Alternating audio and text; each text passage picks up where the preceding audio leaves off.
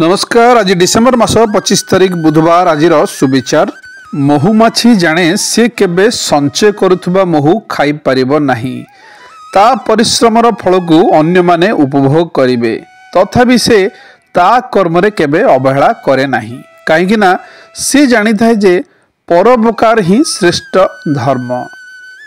भूल जीवन रे गोटिए पृष्ठा अटे, किंतु संपर्क गोटिए बही।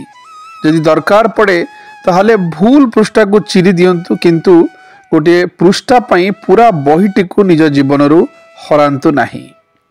कष्ट तो सही मनीष देई थाए जहाकू आमे आपणार भाभी थाउ, नाई तो बाटरे गला बेले अजना लोकटी तो टिके धक्का लगिले क्षमा मागी नहीं थांती। पैसा केवल लाइफस्टाइल को चेंज करि पारे, किंतु मनीषर बुद्धि, व्यवहार, प्रकृति आउ भाग्य को नुहे।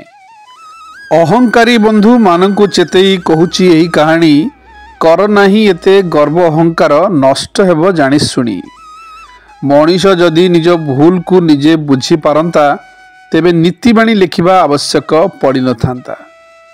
शरीर लंगड़ारू उत्पत्ति आउ लंगड़ारे समाप्ति, तथापि मझे रोजी मो संपत्ति।